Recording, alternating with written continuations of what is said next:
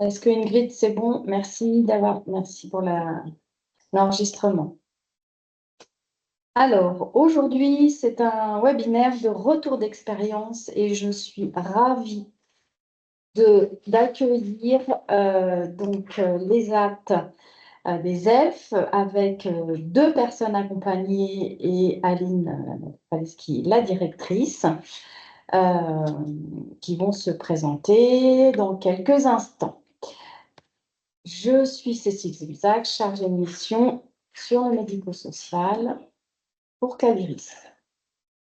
Donc, l'idée de ces webinaires, c'est que vous puissiez, que les personnes qui présentent leur expérience puissent finalement partager avec vous ce qu'ils ont vécu et que ça puisse vous servir dans votre préparation pour vos futures évaluations. En deuxième partie de webinaire, je vous ferai un focus sur les actualités en lien avec le dispositif d'évaluation. Parce qu'il y a quand même pas mal de choses qui sont sorties. Un petit focus sur Caliris, qui on est. Donc, on est l'association régionale, la structure régionale d'appui à la qualité, Caliris. Je vais vite puisque beaucoup de personnes nous connaissent. On est là pour appuyer les établissements pour la démarche qualité et gestion des risques dans le secteur sanitaire, médico-social et la ville. Et on intervient sur l'ensemble de la région. Alors, la visite d'évaluation, elle se situe là en point numéro 3. Pour reprendre le processus, vous avez d'abord votre calendrier qui vous est donné, à quel moment va falloir rendre votre rapport d'évaluation. Et ensuite, il faut que vous puissiez démarrer votre cycle, donc avec bien souvent une auto-évaluation que vous menez dans vos établissements. Il faut ensuite choisir votre organisme évaluateur. On y reviendra sur ces deux points avec les personnes de l'ESAT. Et puis arrive la visite d'évaluation, le temps fort, j'ai envie de dire, de ce cycle, mais un temps fort qui ne faut... Enfin, voilà, il n'y a pas que la visite dans cette démarche-là. Ensuite, il y a l'envoi du pré-rapport, du rapport, la transmission et la diffusion du rapport. On va revenir sur ces étapes-là avec des éléments bien concrets. Alors, eh bien, je vous propose que les personnes qui sont avec nous puissent se présenter, nous dire quel type d'établissement vous êtes, qui vous êtes et quelles ont été les dates d'évaluation. À vous la parole. Olivier, vous commencez la présentation? Moi, c'est Olivier Kahn. Petit micro.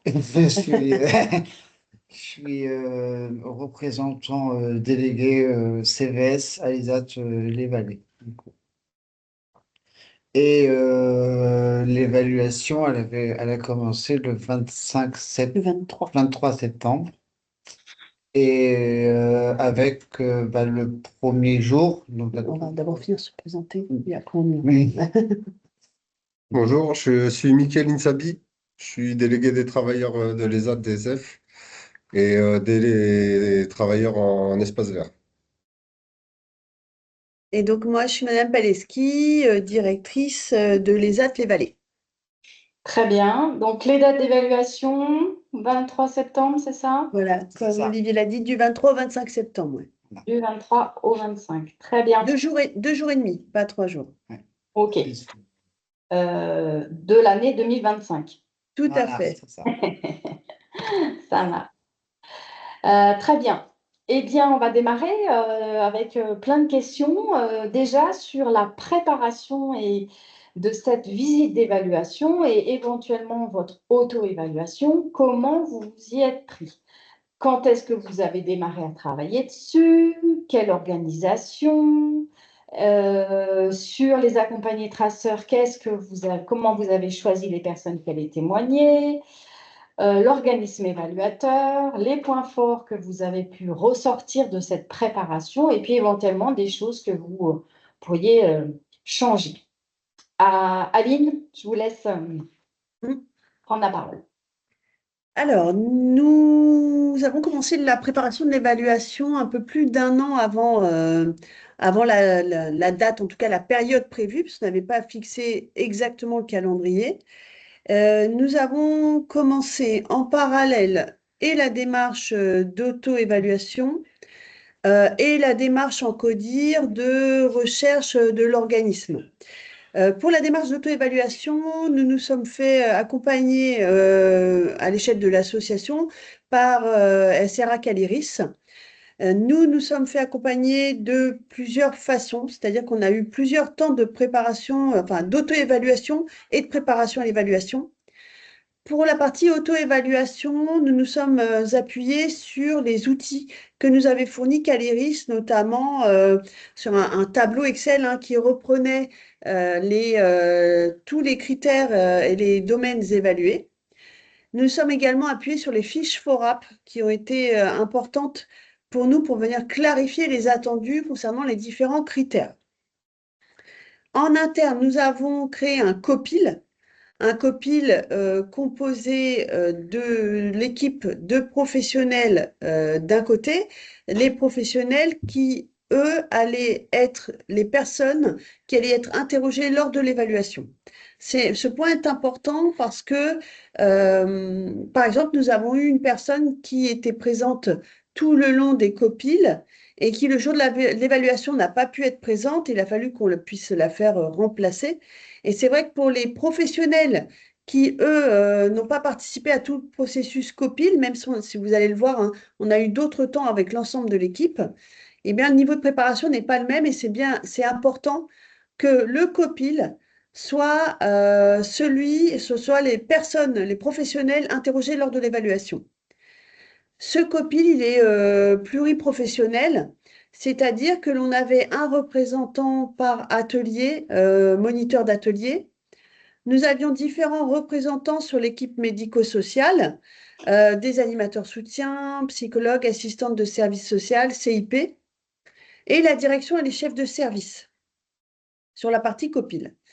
Mais si on veut vraiment emmener l'ensemble de l'établissement, parce que l'évaluation, ça va concerner l'ensemble de l'établissement, si on veut emmener tout l'établissement à la préparation à l'évaluation, il faut aussi prévoir différents temps. Déjà, un premier temps d'information en réunion générale, où on commence à venir présenter les différentes étapes de l'évaluation et de l'auto-évaluation. Mais aussi, nous, un temps fort qui a été une journée institutionnelle avec l'ensemble des salariés sur le thème de l'évaluation, où on en a travaillé avec Caliris qui nous a préparé à l'auto-évaluation et à l'évaluation, qui est intervenu sur ce temps fort qui était la journée institutionnelle. C'était un temps aussi un peu convivial, donc ça permettait de dédramatiser un peu l'évaluation qui a emmené un peu de stress de manière globale parce que la précédente évaluation remontait à quelques années déjà avec l'ancien référentiel et ça avait été un moment plutôt mal vécu de manière globale. Donc, il restait un peu cette empreinte d'une évaluation un petit peu négative.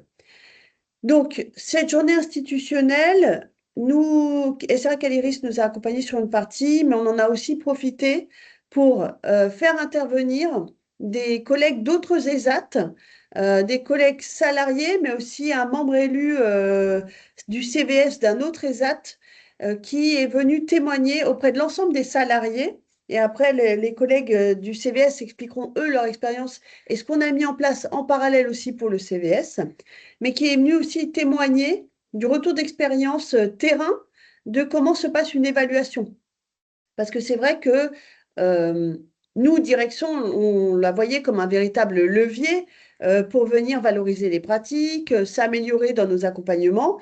Mais forcément, les équipes avaient plutôt du mal à percevoir en quoi ça pouvait être un levier et voyaient plutôt la contrainte de tout ce temps de préparation. L'idée, c'était de désacraliser un peu le moment et d'y emmener un peu plus de légèreté autour d'un temps convivial. Donc, ça a vraiment été apprécié. Donc voilà, il y avait plusieurs temps forts sur un an qui ont été ces journées institutionnelles, ces réunions générales où on parlait de l'évaluation, et les copiles qui se mettaient en place et qui se réunissaient. Alors au début, ça a été un petit peu de manière plus étalée dans le temps. Et sur les 6 derniers mois, où vraiment on a mis des échéances toutes les semaines, avec le copil qui se réunissait toutes les semaines pour travailler sur la grille d'auto-évaluation sur les critères. Pas correct. Voilà, globalement. Pas totalement. Pas totalement. Déplacement à l'extérieur, elle sort pas. Orientation dans le temps et l'espace. Dans le temps, ça va et l'espace. Et Aline, on ne t'entend plus. Et puis, cohérence. Cohérence. Alors, par contre, il y a quelqu'un qui n'a pas dû avoir. On va pas dire que c'est correct.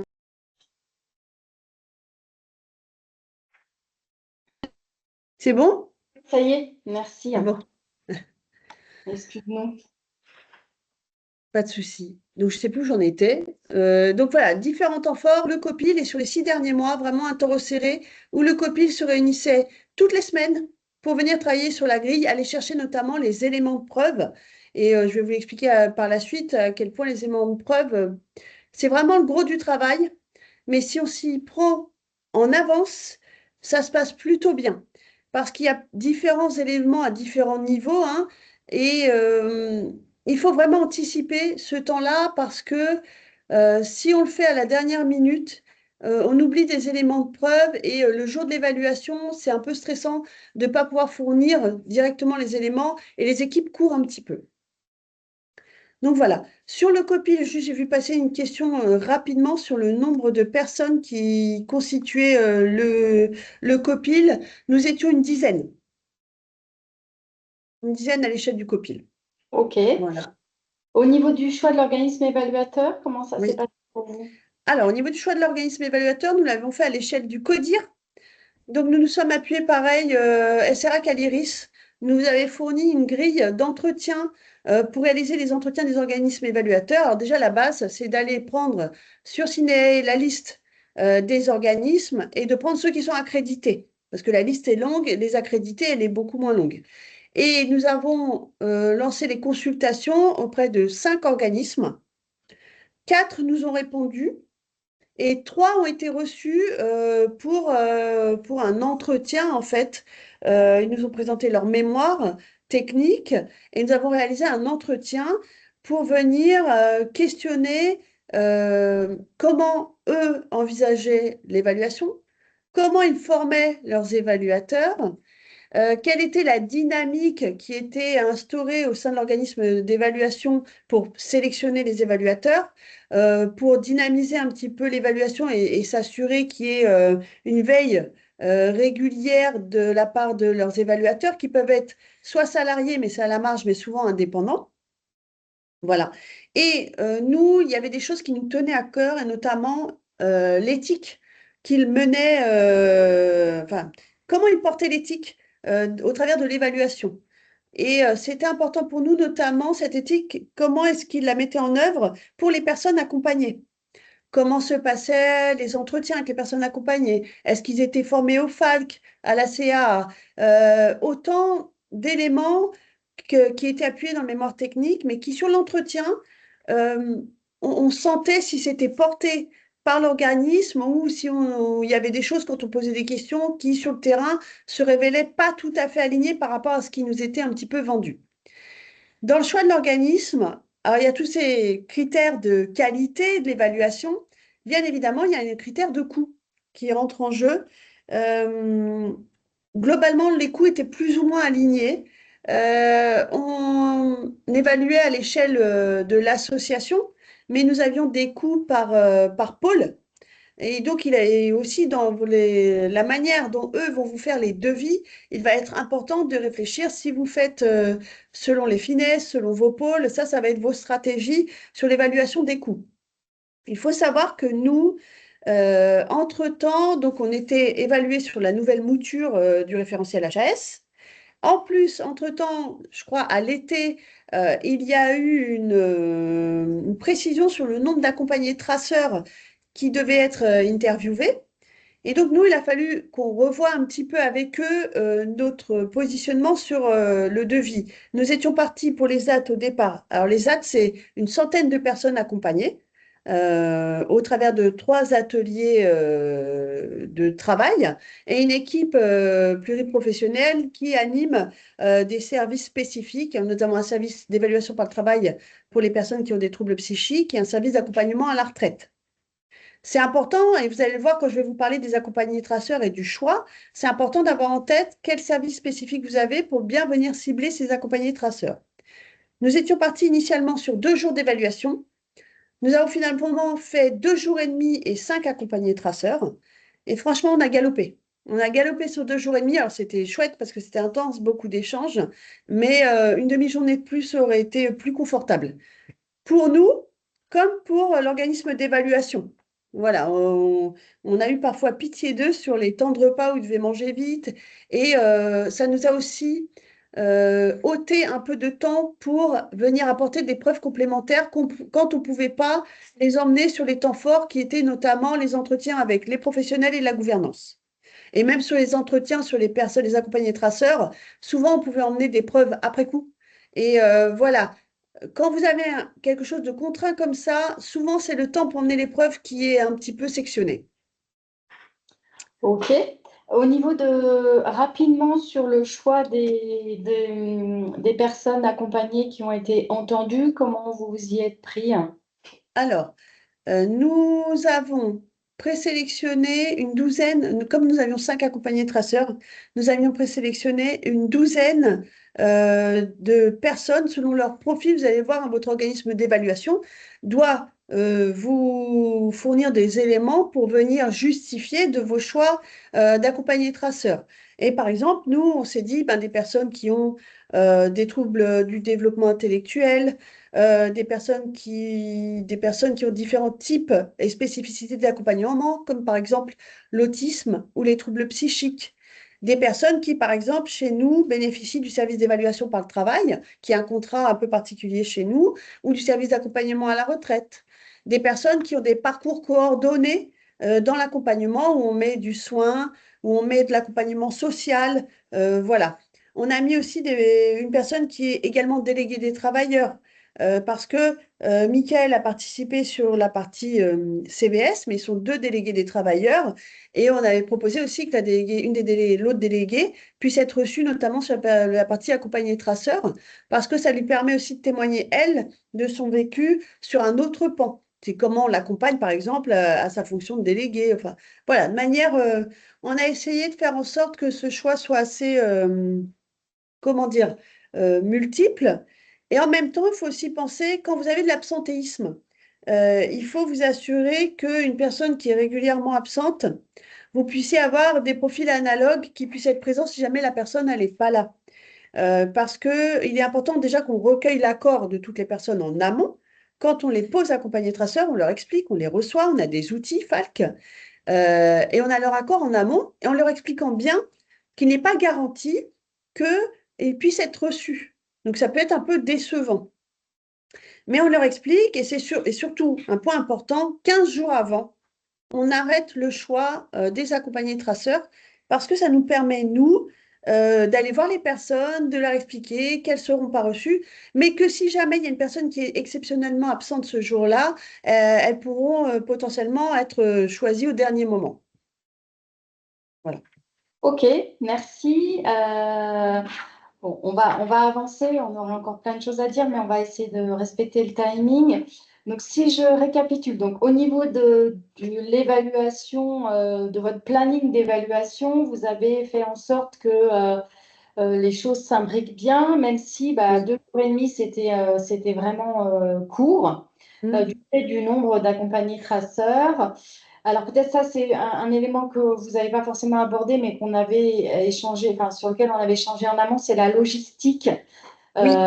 où il faut vraiment bien prévoir les salles pour les entretiens, les ordinateurs, etc., etc. Si je peux juste rebondir dessus en termes de logistique, c'est oui, bien préparé, vous avez raison, et bien préparer les équipes. C'est-à-dire que par exemple, on avait un planning fait par l'organisme d'évaluation, on l'a falqué.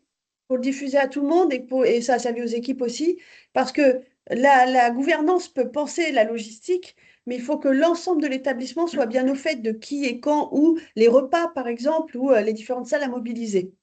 Et Ouais. on a allégé les plannings d'ateliers aussi, le temps d'évaluation. Oui, donc adapter un petit peu le travail, la charge de travail. Vous aviez dit aussi que vous aviez mis en suspens un chantier ou un truc comme ça. Exactement. Voilà, c'est ça. C'est Donc pour permettre aussi à ce que tout le monde soit présent le jour de l'évaluation et notamment sur les temps forts. oui, tout à fait. Sur la préparation à l'évaluation, donc vous avez quand même bien dit votre organisation avec le comité de pilotage qui doit être pluridisciplinaire et puis toute la communication qui va autour. Mm. Le choix de l'organisme évaluateur et des profils, c'est vrai que c'est un choix qui est très important, sur lequel il y a des enjeux. Il faut vraiment pouvoir prendre son temps, comparer, etc.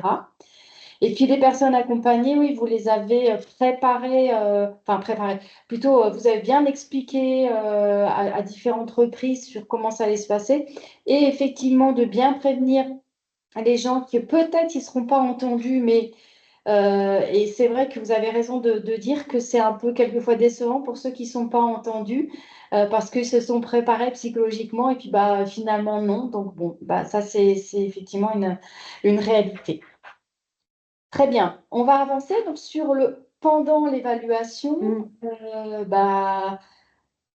notamment sur la visite de l'établissement, avec qui ça s'est déroulé, comment, les réunions d'ouverture et de clôture.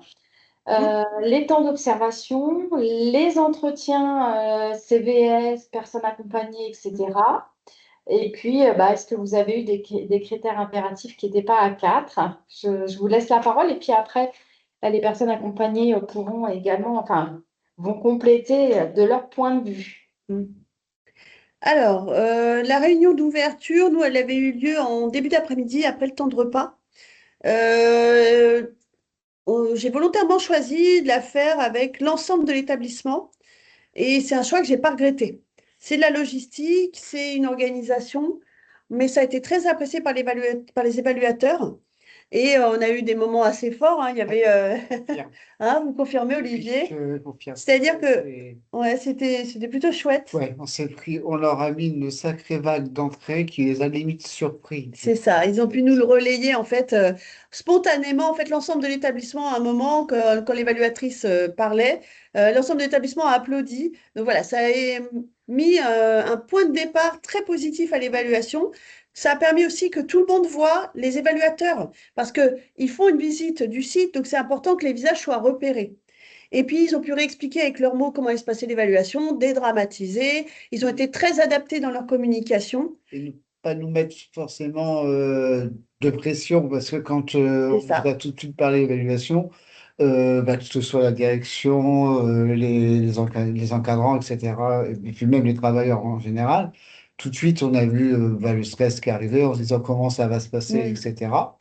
Mais en fin de compte, quand on a eu cette réunion-là justement de pré-évaluation, donc Une réunion d'ouverture, on appelle d'ouverture, ça. Ouais, ça a permis déjà pour nous en tant que travailleurs de nous dire, ben, ils vont être là, mais déjà ils savaient Mm. à quoi s'en tenir avec nous aussi. Ils nous ont rassurés par rapport à ce que par rapport à pourquoi ils venaient, en fait. C'est ça. C'était un vrai moment de réassurance et un lancement très positif. Donc, ils nous l'ont dit, ils nous ont souligné. Donc, je vous invite, si vous le pouvez, à le faire. C'était plutôt chouette. Le DG est venu également sur ce temps-là. Donc, ça a montré aussi un soutien de la direction générale et ça a été apprécié. Euh, ensuite, nous avions plusieurs temps. Donc, vous avez les premiers temps où nous, il y avait la gouvernance d'un côté avec un évaluateur, les professionnels d'un autre côté sur certaines thématiques avec un autre évaluateur. Et ensuite, il y avait croisement. Ça permettait justement de pouvoir vérifier que les discours d'un côté et de l'autre faisaient rebond. Euh, nous avions, chaque réunion, nous avions les thématiques abordées avant. Et pourquoi c'est important? Ça me permettait, moi, de pouvoir cibler notamment, nous avons des équipes techniques, des services transversaux, avec services hôtellerie, restauration et services sécurité. Et en fait, j'ai fait volontairement intervenir les chefs de service sur différents temps où eux pouvaient aussi apporter ce qui était travaillé avec l'établissement sur ces axes-là. Et ça, c'est important parce qu'en termes d'éléments de preuve, bah, ça permet d'asseoir tout le travail qui est fait, notamment en co-construction avec les travailleurs, sur le DUERP, sur les CSSCT, sur le HACCP, des choses comme ça qui sont aussi entendues. On n'y pense pas, mais c'est important. Donc voilà, ce qu'on avait préparé avec le comité de pilotage, c'était un tableau que nous avait fourni Caliris avec l'ensemble des critères. Et sur ce tableau, nous avions des liens vers les preuves qui étaient enregistrées sur nos data. Et il y avait la secrétaire la secrétaire de direction qui était présente avec les professionnels. Donc, en fait, pour vous expliquer comment se passe ce temps-là, vous avez tous les professionnels dans la salle. Il y a des questions-réponses, il faut emmener les preuves et ça va très, très vite. Et la secrétaire, elle, cliquait sur les liens quand elle entendait les différents professionnels parler, cliquait sur les liens pour projeter les preuves sur l'écran. C'est important parce qu'il vous faut un écran, un PC et ça permet d'avoir une fluidité. En parallèle, moi, j'avais imprimé le tableau sur un dossier papier que chaque professionnel avait dans une pochette avec certains éléments. Et ça leur a permis de pouvoir, eux, regarder dans le tableau les différents éléments de preuve. Il n'y a pas que des liens, hein, il y a aussi un petit peu une explication des preuves. Je ne sais pas, moi, sur telle situation, arriver à prouver qu'on a répondu à tel critère, ben, on renomme un peu la situation et ça rafraîchit la mémoire des professionnels. Eux, ils ont pu me dire que ça les a vraiment aidés parce que ça va tellement vite. Ils ont toujours peur de louper, en fait, des éléments de preuve et ce double fonctionnement avec la projection du tableau et des liens et ce document papier, ça a été soutenant. Les éléments de preuve, un petit point dessus, on n'y pense pas forcément. Le DUI, les trans DUI, c'est important, les mails, mais par exemple les communications LinkedIn, les newsletters, autant de choses qu'on a remis en lien. Donc vous voyez le temps de préparation qu'il vous faut pour arriver à trouver sur 2 ans, 2, 3 ans, tous ces éléments de communication qui vont arriver à prouver que, par exemple, vous faites une veille auprès des professionnels ou vous communiquez avec les partenaires sur des éléments communs. Et ça, c'est important parce que on a tendance à pas penser que ce sont des éléments de preuve et pourtant, ça en est. Voilà. Nous avons eu une visite de site qui était menée par les travailleurs. Nous, au niveau de l'équipe de direction, on était présents. C'était les travailleurs de chaque atelier qui faisaient la visite du site. Et il y a eu une visite d'un site externalisé qui a été extrêmement bien vécu et apprécié. Donc, c'est une petite logistique, mais d'arriver à trouver le temps de les emmener sur un site externalisé, c'est vraiment chouette et ça apporte des éléments de preuve supplémentaires. Ça a surtout permis de voir comment au niveau professionnel et du travail en tant que travailleur, nous on travaillait aussi, et aussi en fonction bah, de savoir quel type de site sur lequel on peut être amené à travailler, en fait. Exactement. Et il faut bien penser aussi aux affichages que vous avez dans les différents ateliers, ils les regardent lors de la visite. Donc, il n'y a pas que l'affichage à l'entrée, hein, c'est l'ensemble de l'affichage dans l'ensemble de l'établissement. Voilà.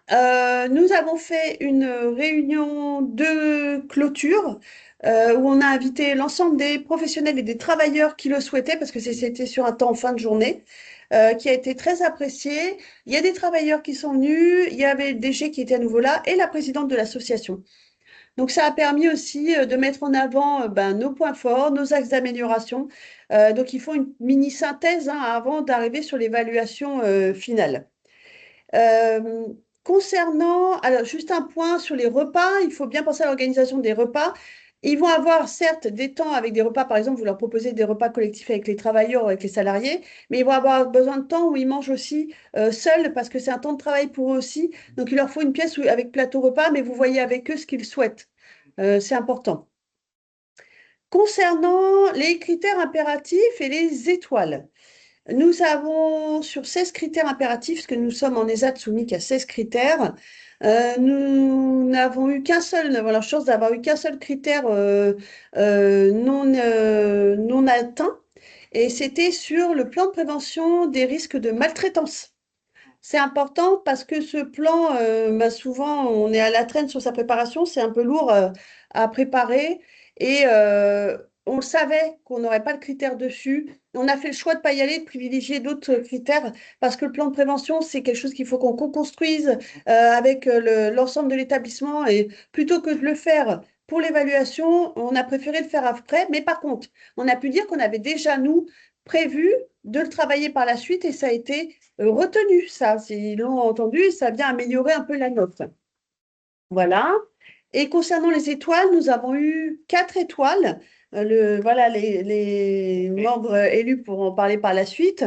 Mais nous avons eu une étoile sur dignité, intégrité de la personne, une étoile sur la paire aidance qu'on a notamment pu avoir au travers des affichages et des formations que les travailleurs avaient pu faire, une étoile sur l'inclusion que l'on a pu notamment avoir par l'expérience qu'ils ont eue sur la visite du site externalisé et sur l'innovation et la coopération. Voilà. Un point sur les points de vigilance lors de l'évaluation. Nous avions présenté plein de documents. Il y a des documents qui n'ont pas forcément eu des notes optimales parce qu'il n'y avait pas une numérotation ad hoc associée. C'est tout bête, hein, mais vous faites, je sais pas moi, votre plainte et réclamation en schéma. Nous avions un schéma, on n'avait pas mis de numérotation sur le schéma, et là, c'est pas recevable. Petit point, le plan bleu, il faut l'envoyer à plusieurs organismes, voilà, et ça, c'est important. Il faut pouvoir prouver que vous avez envoyé au service de santé, aux pompiers, à l'ARS, enfin voilà, que sais-je, mais il faut pouvoir le prouver. Ok, merci. Alors, juste, j'ai vu qu'il y avait une question dans le fil. Donc, effectivement, les prestataires en général, ils vous mettent à disposition une plateforme de dépôt des documents, ce que vous aviez, je pense, Aline. Oui, on a Et, même nos propres outils aussi pour les dépôts de documents sur le DUERP, tout ça, oui. et en fait, oui, le tableau dont vous avez parlé, dont vous vous êtes servi pendant les Ah entretiens, oui, pardon, ça. c'est bien autre chose en fait. Parce Ah que oui. en fait, ce qui est déposé sur la plateforme, ça sert aux évaluateurs pour préparer la visite et prendre connaissance des documents. Et puis là, ce dont Aline parlait, c'était plus pour que les professionnels, par exemple, se souviennent sur ce critère. Ah oui, il y avait eu telle situation. Sur ce critère, il y a tel document qu'il ne faut pas oublier de citer. Et C'est bien. l'évaluateur avait aussi un drive en amont qu'on a alimenté avec les éléments de preuve. Donc ça faisait doublon, mais bon. Ok. Très bien. Eh bien maintenant, voilà, moi ce que j'aimerais, c'est de pouvoir entendre ce que les travailleurs retiennent de l'évaluation et comment vous l'avez vécu. Et nous, pour ce qui concerne la partie CVS, on l'a plutôt bien vécu, du coup. Pas même très bien, parce qu'à chaque fois qu'on avait la question de l'évaluatrice en face de nous, quand on était amené à parler sur une question bah, qui concernait les actes, est-ce que vous avez une trace? Bah, nous, elle avait à peine le temps de poser les questions, comme on était déjà préparé, parce qu'on avait un classeur avec l'animatrice de soutien notamment qui nous avait aidé à le préparer et on avait tout ce qu'on pouvait concerner les CVS sur nos différentes missions, différents documents aussi, et ben, qu'on pouvait bah, montrer à l'évaluatrice justement, avec bah, différents sujets là-dessus. Et à chaque fois qu'elle avait une question, on sortait le document tout de suite en fait, à chaque fois. Et comment vous avez préparé à l'évaluation? Vous vous souvenez, Olivier, Mickaël? On avait eu un temps d'échange avec qui? Donc, ça y est. On avait organisé un temps de rencontre avec le CBS d'un autre Oui, établissement. CVS Voilà. de l'ESAT de l'Europe, Oui. qui lui avait déjà eu l'évaluation et du coup nous a donné bah, nous ont expliqué comment eux avaient procédé de manière à ce que nous on puisse potentiellement dans le futur progresser aussi et trouver les bons documents. Mickaël, vous? Bah, nous, bah, j'ai participé avec le CVS à la réunion et qu'on a été déjà bien accompagnés déjà dans la vie quotidienne de l'ESAT pour nous expliquer les documents et tout ce qui est en FALC et tout ça. Et on a apporté les éléments de preuve qui réclamaient à chaque fois, quoi. Et puis en toute transparence, on a dit notre avis Mm. et que ça s'est super bien passé, quoi. Mm. On a pu échanger avec l'évaluatrice pendant sur des termes assez longs, toute la durée d'ailleurs de l'entretien. À chaque fois, elle avait sa partie où elle nous posait des questions, mais en même temps, on argumentait aussi avec nos ressentis à nous en général sur nos missions, sur comment on pouvait améliorer, sur les outils qu'on avait, notamment avec le CVS, on a la vidéo aussi qui nous aide beaucoup, donc on a appuyé là-dessus. D'ailleurs, c'est même pas d'ailleurs, c'est ce que nous a dit elle, c'est que dans tous les états que elle, en tout cas, avait évalué, c'était le premier où on avait accès à la vidéo.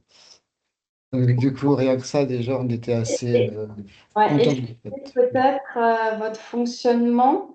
euh, il me semble que les comptes rendus de CVS sont faits en vidéo, c'est ça? Voilà, C'est c'est ça. ça. Mm. Alors, il faut savoir que l'étoile sur dignité et intégrité de la personne, on l'a eu grâce au CVS. C'est ce qui a été souligné parce que Ça. justement, on avait un CVS très actif et qui a pu apporter effectivement tous les éléments de preuve. Et le classeur dont parlaient Mickaël et Olivier, c'est l'animatrice soutien qui accompagne le CVS qui avait recensé dans un classeur l'ensemble des comptes rendus de CVS. On avait pu aussi mettre le rapport d'activité CVS dedans. Et elle avait aussi fait un sommaire avec l'ensemble des thématiques abordées sur l'année. Voilà. Et ce qui a permis à chaque fois, en fait, l'évaluatrice était même étonnée parce qu'elle avait à peine le temps de marquer les réponses ou ce qu'elle avait envie de nous dire, que tout de suite, juste avec la question, ben, on sortait le document directement.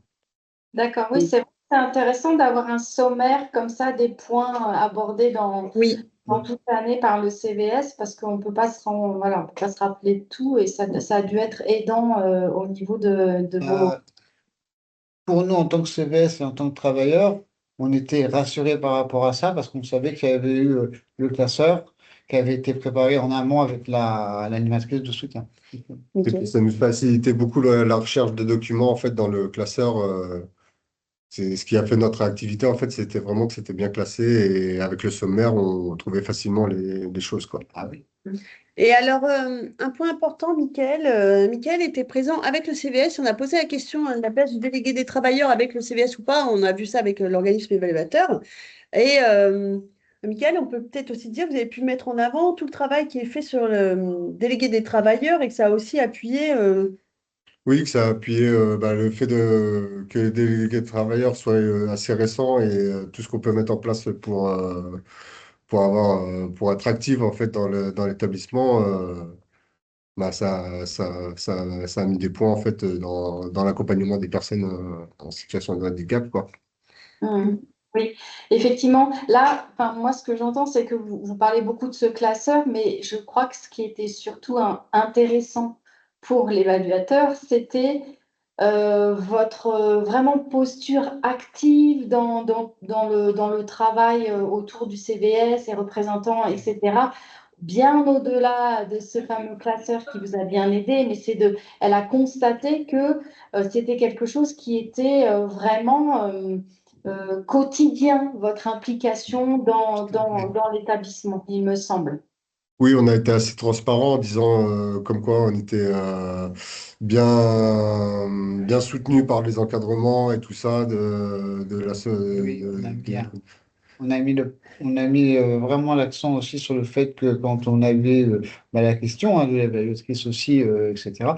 Puis même dans nos ressentis généraux, on a bien mis l'accent qu'on avait une bonne équipe derrière aussi qui nous a encouragés aussi bien, notamment avec l'animatrice de soutien qui fait aussi un gros travail, qui nous accompagne beaucoup aussi. Mais au-delà de ça, on n'est pas, on fait nos missions, etc. au quotidien, mais on n'est pas, entre guillemets, laissé seul. C'est-à-dire que derrière, on sait que si on est perdu, ce qui peut arriver, ou si jamais on est à des situations où on ne sait pas comment réagir, bah, l'animatrice de soutien peut appuyer, peut nous donner des Oui. outils pour nous aider. Bon, après, c'est vous qui avez été valorisé, hein. Oui, tout à fait. Après, c'est pareil, on travaille beaucoup aussi l'autodétermination à l'ESAT. Donc, ce qui fait qu'on fait nos propres choix et nos propres décisions en autonomie, quoi, presque, si je puis dire. Mais ça y joue beaucoup aussi dans l'appréciation de la personne quand on disait tout ce qu'on ressentait et qu'on vivait, en fait, l'évaluatrice a bien apprécié ça aussi. Ouais, puis l'aspect collectif et l'aspect aussi que les ZAD, bah, au sein des ZAD, pour notre ZAD en tout cas, nous, notre CVS, on est tout le temps actif quand on trouve Et on est nombreux. euh, Vous êtes Ouais, nombreux aussi. ouais. déjà on est 8, et puis en plus on a l'aide en amont quand on a besoin, ou même à nos réunions, bah, des délégués des travailleurs qui peuvent appuyer sur des questions où nous Mm. justement on ne sait pas trop comment répondre, ou alors on dit bah tiens on va faire ci, mais est-ce qu'on a le droit ou pas? Justement, c'est justement là qu'on peut s'appuyer sur eux, tout ça c'est important. Peut-être juste pour revenir sur la préparation du CVS, ce qu'on n'a pas dit, à chaque CVS pendant quasiment un an, moi, j'ai mis des points d'étape sur l'évaluation, des présentations, c'est important hein, pour se préparer aussi, des présentations des différents temps, des choix de l'organisme. On a eu des réunions de préparation avec le CVS sur l'évaluation en dehors Ah du oui, temps oui. d'échange avec l'autre CVS. Mm. Et, euh, et du coup, bah, c'est aussi ce qui a permis au CVS de s'emparer de l'évaluation. Et c'est important de bien préparer aussi en amont Ah oui. tout le monde. Voilà.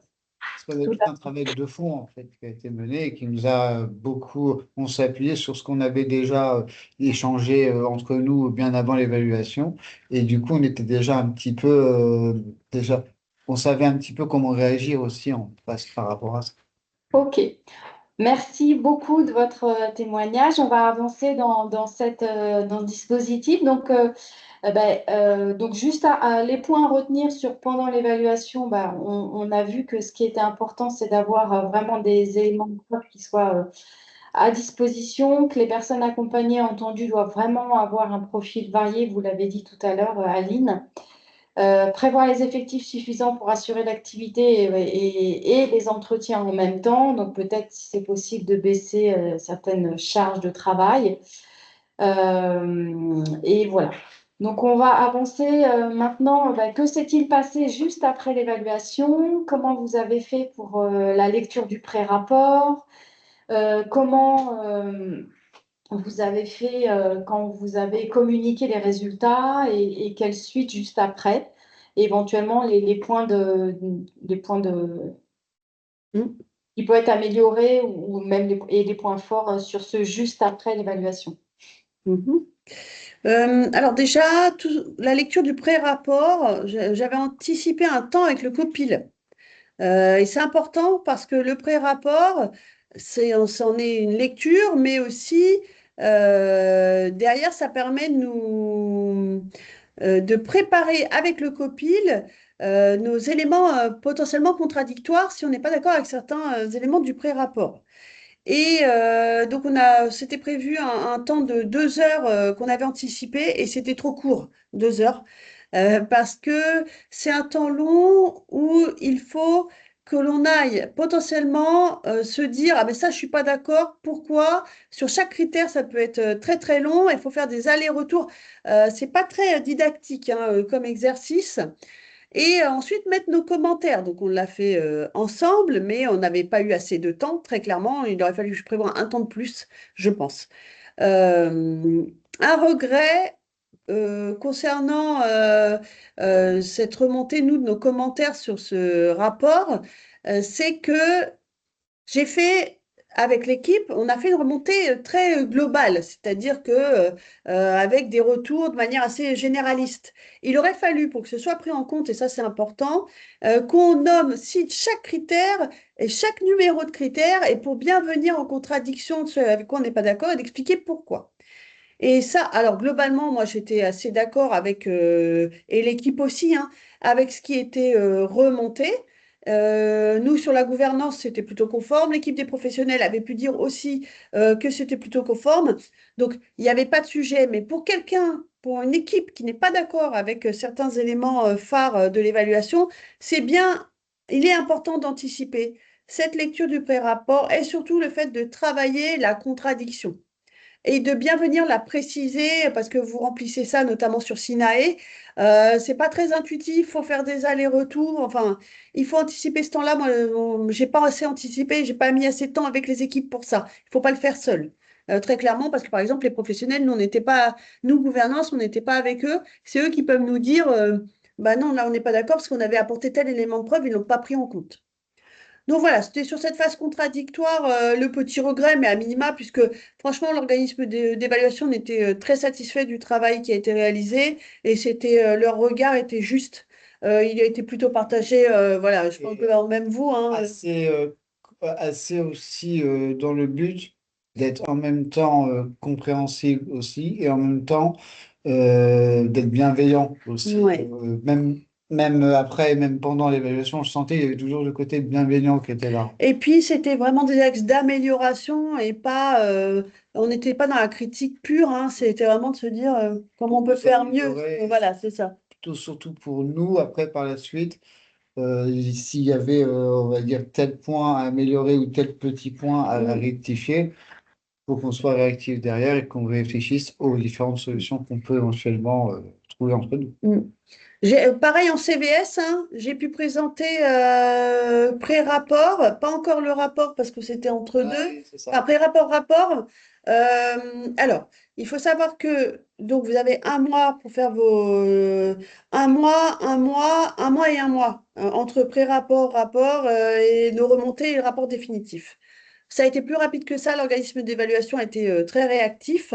Et donc, à fin décembre, nous avions notre rapport finalisé et notre plan d'action transmis. On s'était engagé à le faire aussi au niveau de l'ARS parce que quand vous êtes en négociation CEPOM, il y a un enjeu clair avec l'évaluation, et notamment le diagnostic partagé. Ça n'est ni plus ni moins que l'exercice d'évaluation qu'on vient enrichir des prospectives, des perspectives, mais en tout cas, ça vient aider ça.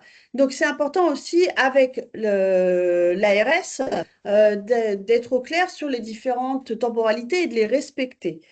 Donc, il y a eu ce pré-rapport, cet aller-retour avec les évaluateurs, le dépôt, nous, de nos contradictions, et derrière, le rapport définitif. Et normalement, entre le rapport définitif et la synthèse définitive validée sur la plateforme, il y a 4 mois. Nous, dans les faits, ça a mis un mois pour que les résultats, par exemple, soient disponibles sur Caliscope. Donc moi, j'avais mis plusieurs échelons, notamment avec les CVS, parce qu'il faut qu'on puisse présenter, enfin nous, en tout cas, ça nous tient à cœur de présenter aux CVS chaque étape et à l'équipe sur les réunions de fonctionnement. Et quand vous avez ce rapport, cette synthèse qui est publiée, vous avez obligation de l'imprimer. Je parlerai après du plan d'action, j'en parlerai par la suite. Juste un point, nous, on a eu une responsable qualité qui a été nommée au 1er janvier au sein de l'association. Ça tombait à point nommé, puisque cette responsable qualité, j'ai pu travailler avec elle notre plan d'action et la synthèse du rapport et l'affichage que l'on va en faire. Pour le plan d'action, ça a été assez rapide. Nous avions la chance de n'avoir qu'un seul critère impératif non atteint. Donc, en fait, c'était une ligne d'un plan d'action et vous verrez, il y a un tableau qui est fourni.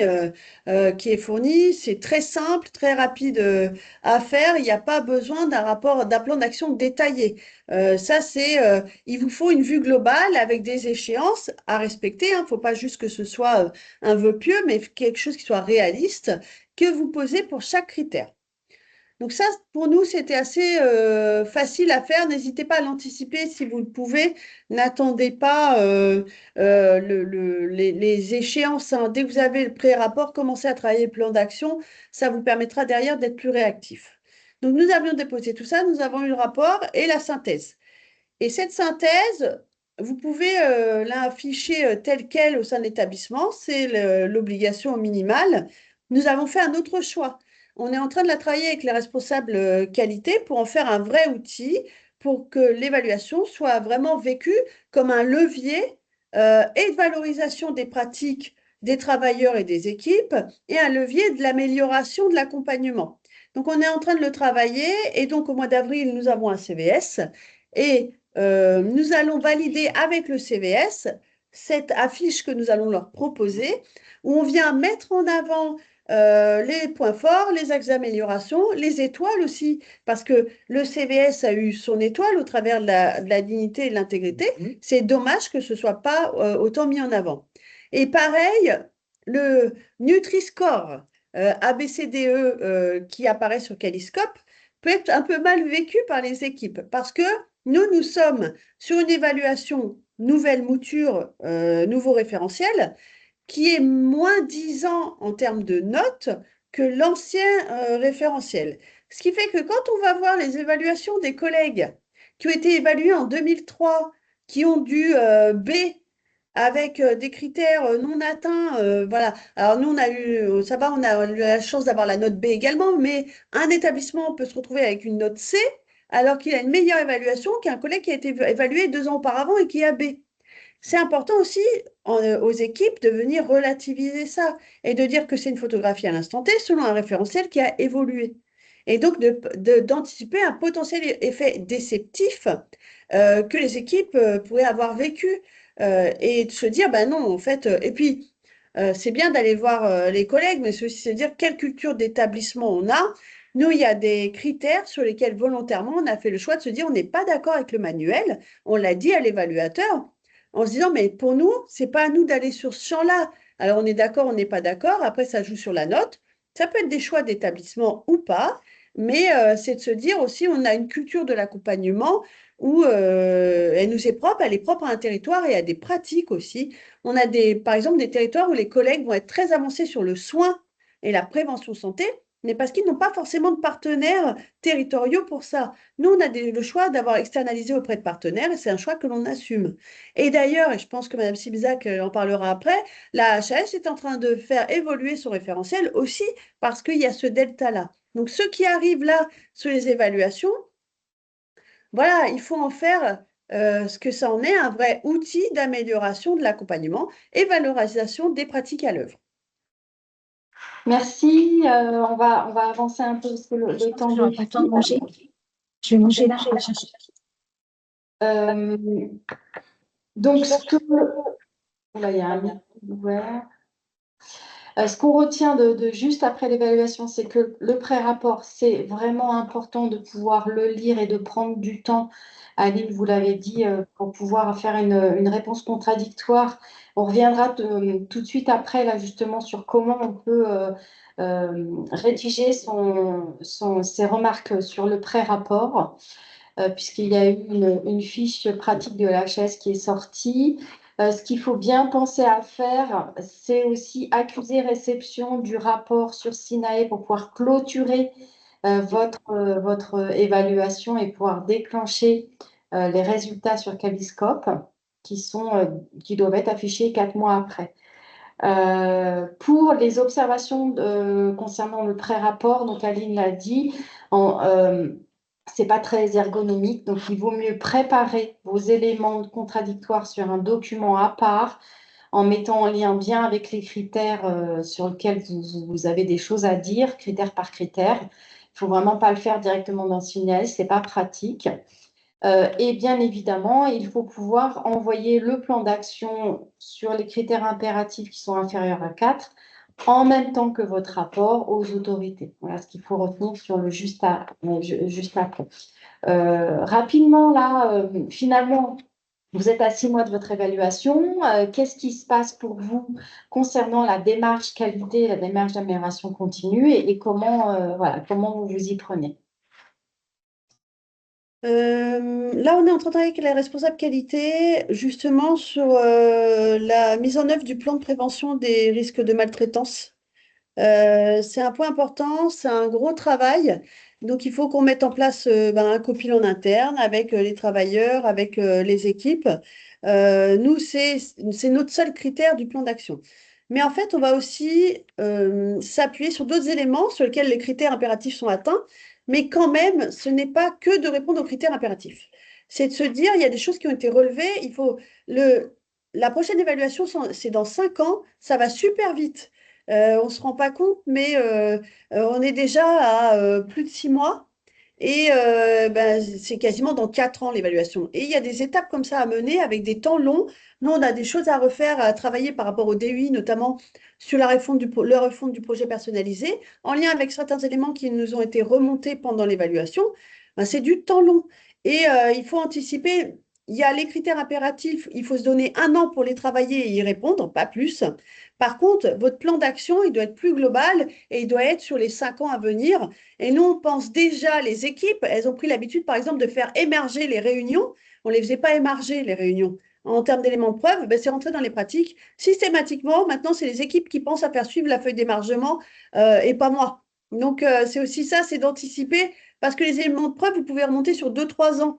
Donc, vous voyez, si vous ne prenez pas tout de suite l'habitude d'ancrer certaines pratiques, il faut le faire d'emblée, il faut s'en servir comme ça.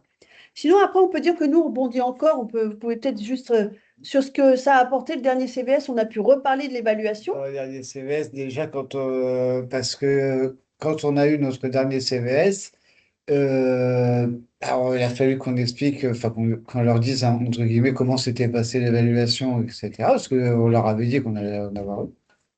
Et on leur a annoncé bah, le résultat du CVS au point de vue des 4 étoiles aussi, mais pourquoi on avait eu nos 4 étoiles, etc. Et le fait de leur dire qu'on en avait eu une aussi grâce au travail du CVS aussi, en général, bah, les représentants famille, notamment en face, Oui. étaient limite pas surpris, mais ça leur faisait drôle en fait sur le coup, parce qu'ils s'y attendaient absolument pas du tout, en fait. Mm. Mais voilà, c'est important. C'est vrai que voilà, 6 mois après, on récolte encore tous les effets positifs, hein, Michael, si vous voulez dire peut-être le mot de la fin sur ce. Non, je rejoins Olivier sur ce qu'il dit, c'est que bah, c'est valorisant aussi en plus d'avoir une bonne note comme ça et que nous, en tant que travailleurs, ça nous valorise aussi, hein, Mm. c'est ça qui est bien. Alors, disons qu'on sait que, bon, on sait pourquoi au quotidien on travaille au quotidien, on le sait, mais le fait que ce soit reconnu par des gens de l'extérieur aussi, bah, ça fait quand même beaucoup de bien aussi, pour Voilà. tout le monde d'ailleurs. Oui. Merci beaucoup de votre témoignage. Donc, si quelques éléments à retenir 6 mois après. Alors, bon, effectivement, peut-être les semaines suivantes, il y a peut-être un petit coup de. On souffle un petit peu, mais il faut pas, il faut tout de suite voilà, continuer la dynamique d'amélioration continue.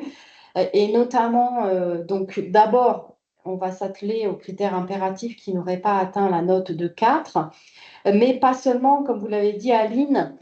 C'est-à-dire que l'évaluation a pu pointer des éléments qui étaient à améliorer et il faut pouvoir les intégrer dans votre plan d'action et les faire vivre effectivement sur les 5 ans à venir à travers des groupes de travail, à travers des actions tout au long de ces 4 ans.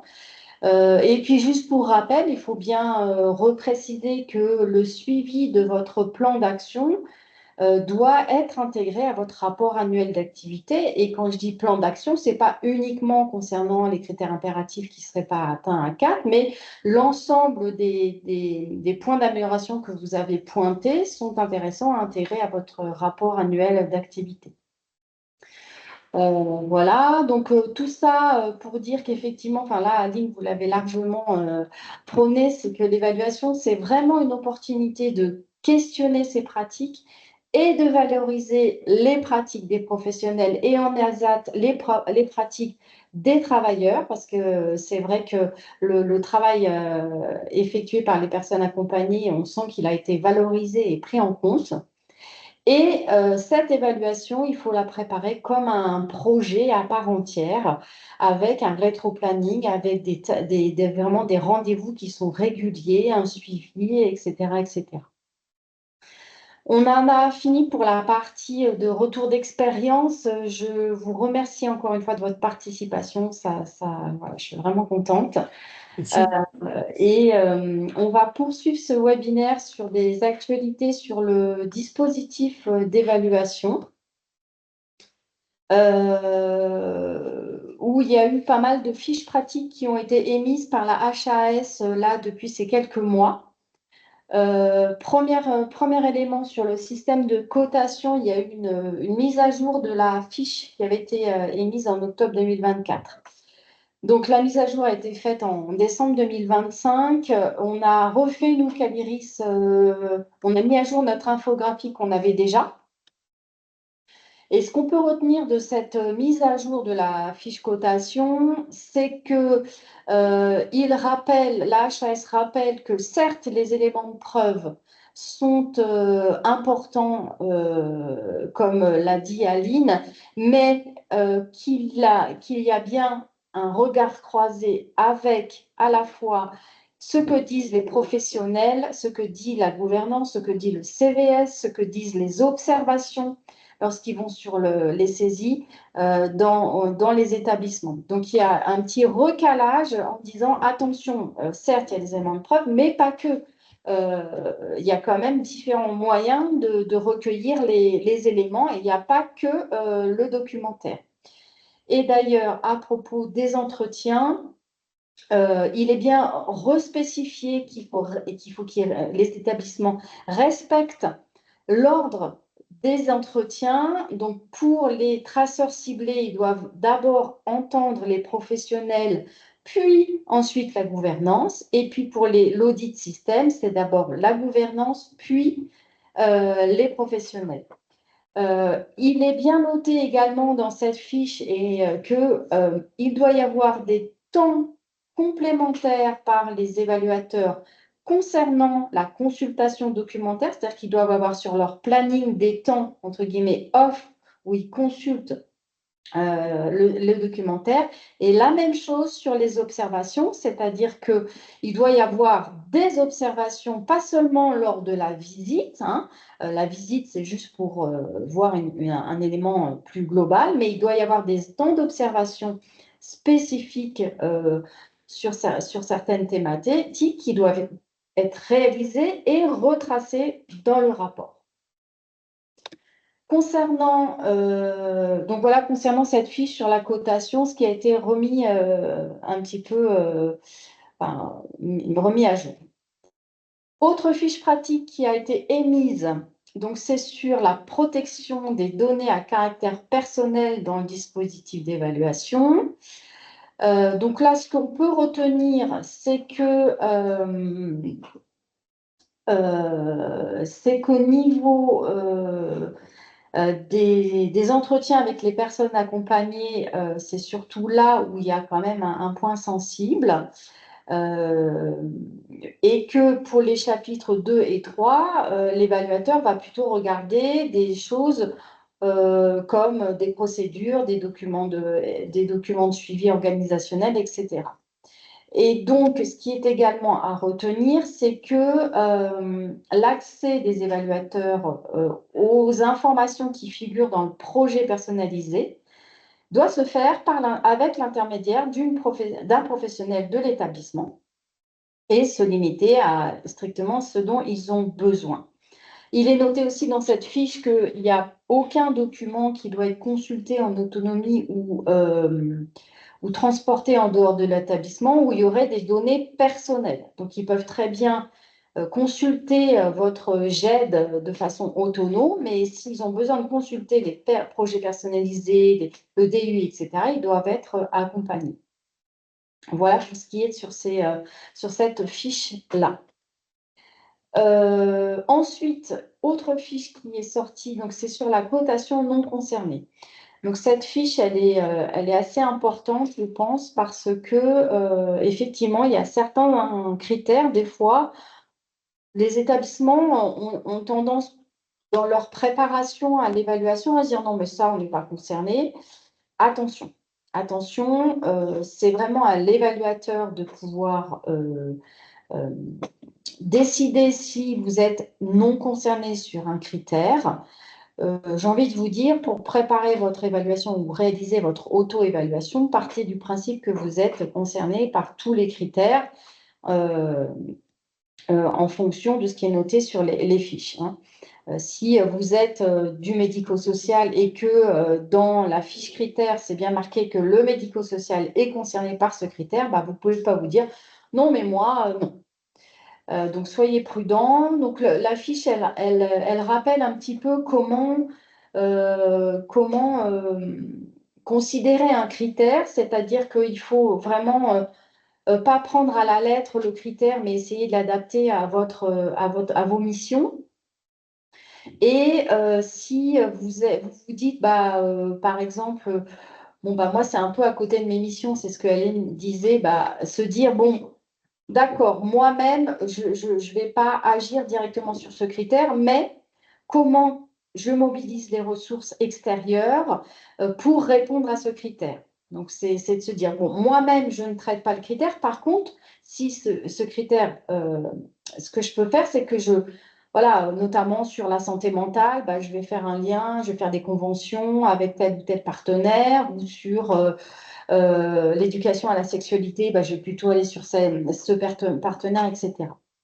Au niveau des risques, j'y reviendrai tout de suite après.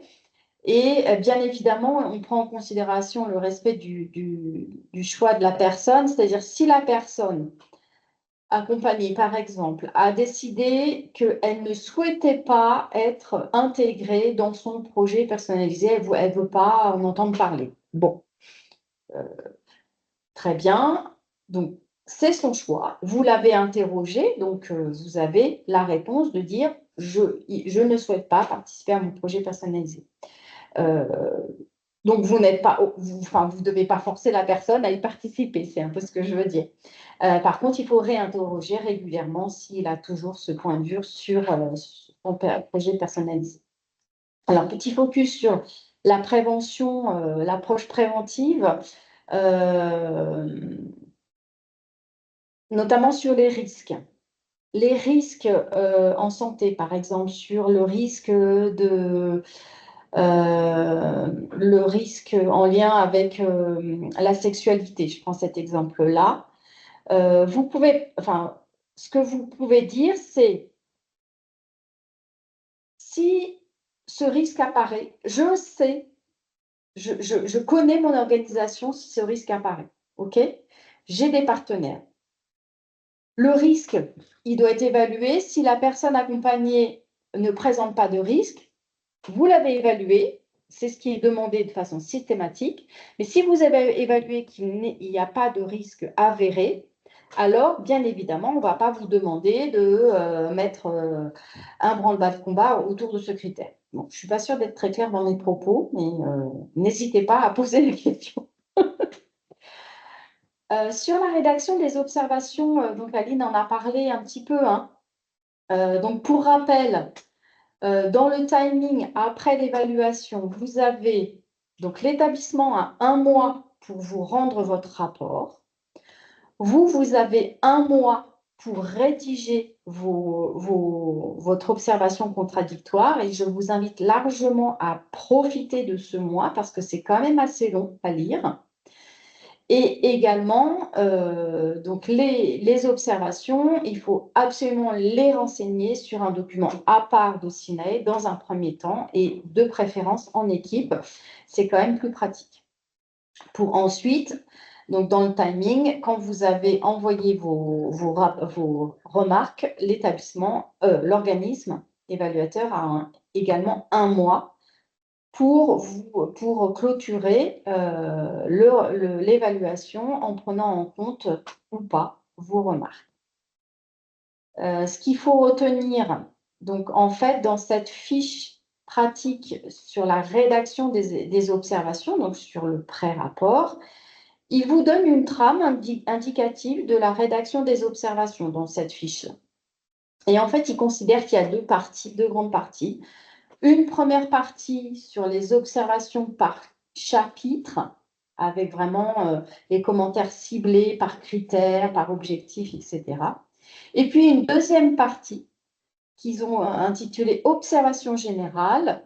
Et ces observations générales vont porter sur le déroulement de la visite, sur la pédagogie des personnes qui seront venues évaluer, sur le respect du planning, des choses comme ça. Voilà.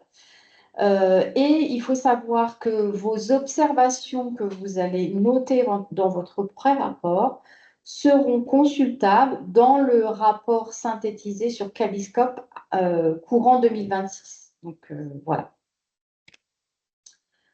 Voilà pour ce qui est des fiches pratiques, etc. de la HAS. Dans le PowerPoint, je vous ai mis tous les liens à chaque fois. Alors là, c'est un focus sur donc les calendriers des évaluations de 2026-2030. Donc, pour rappel, le calendrier que vous recevez, la date que vous avez sur le calendrier, c'est bien la date de transmission du rapport. Ce qui veut dire que, comme on a dit précédemment, il faut que mars 2027, par exemple, vous ayez transmis votre rapport, ce qui veut dire qu'il faut au moins anticiper de 3 mois. Ce qui veut dire que si votre date sur votre calendrier, c'est 2027, ça veut dire qu'il faut que votre évaluation elle ait lieu plutôt sur le dernier trimestre 2026. Donc ça, c'est vraiment important à avoir en tête. Là, à ce jour, sur le calendrier, l'arrêté de programmation, il n'y a que trois départements qui ont émis leur calendrier à ce jour. Bon, on attend les autres. Voilà. Est-ce que je vois que peut-être qu'il y a des questions, je n'ai pas fait attention, désolée. Alors, quand vous parlez de numérotation, c'est que les procédures assurées ne sont pas numérotées de matière globale. Alors, je pense que la question de la numérotation des documents, elle me paraîtrait, alors je parle un peu organisme évaluateur dépendant, hein, sur le niveau d'exigence. C'est ce que j'ai perçu de ce que Aline a pu dire. Apparemment, il y avait un niveau d'exigence qui n'est pas réglementaire, donc bon, après, il faut voir. Alors peut-être juste pour compléter, c'était sur des points très précis de documents qui nous servaient, nous, un peu de procédure, qui étaient partagés avec les équipes, mais qui étaient des documents schématiques et que nous, on a apporté en élément de preuve. Et à partir du moment où on considère que nous, ça fait œuvre de procédure, ça doit être numéroté comme tel. Alors que Ça nous, doit c'était être nommé. nommé et numéroté comme tel. C'est-à-dire que nous, des outils qu'on utilise au quotidien, qu'on apporte en élément de preuve, comme on considère que ça fait partie un peu de la gouvernance en termes de procédure interne, on doit le numéroter. Peu importe la numérotation, mais on doit le numéroter. D'accord. Et est-ce que c'est possible d'avoir le nom du cabinet et le profil des évaluateurs? Je n'avais pas vu cette question. Pardon. Oui, nous, enfin, je ne sais pas si je peux, Cécile. Oui, on va pas.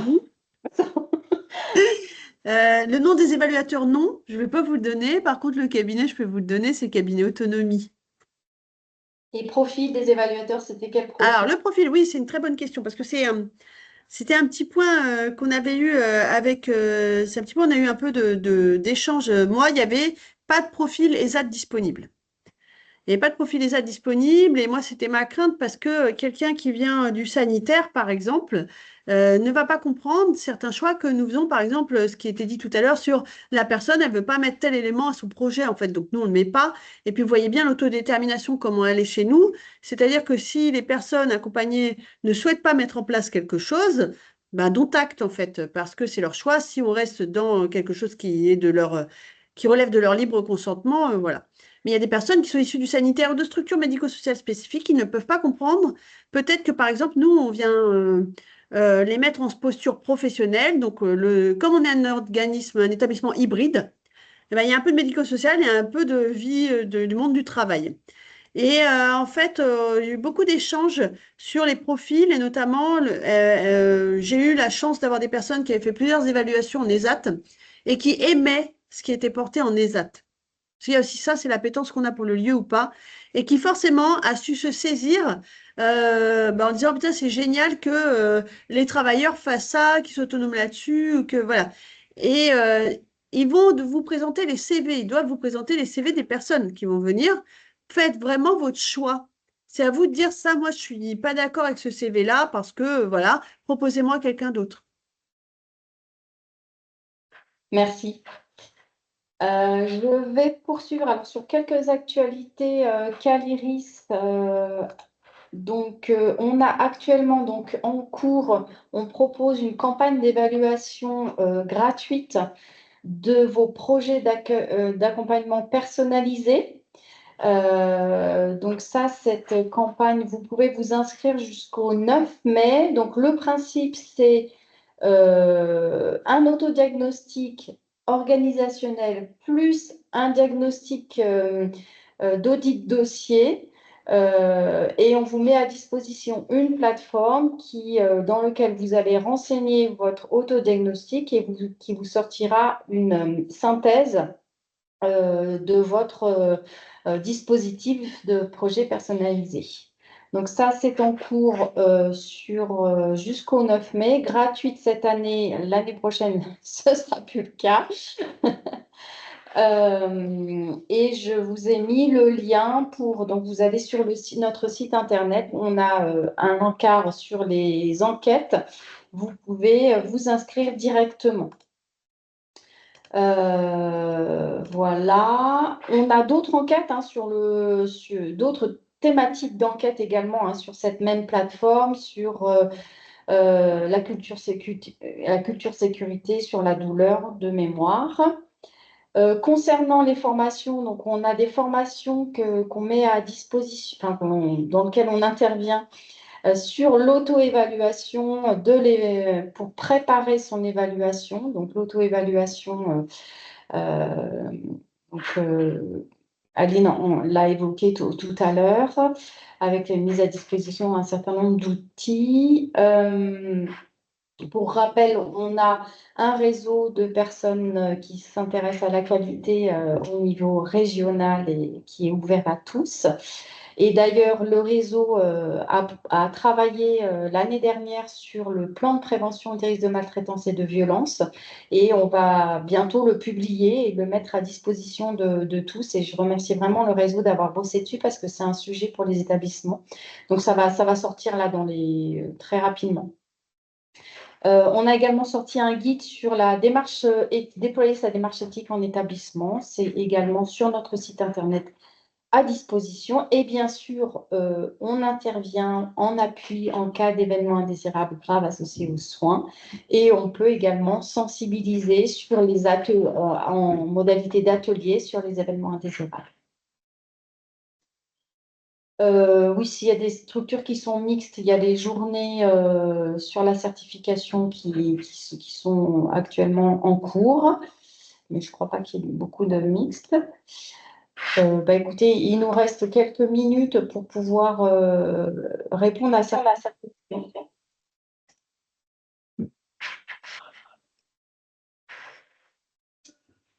À vous, n'hésitez pas à ouvrir le micro.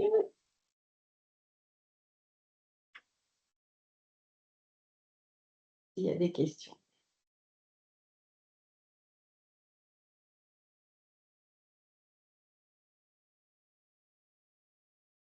C'est que c'était hyper complet. Écoute, oui. Très bien. Écoutez,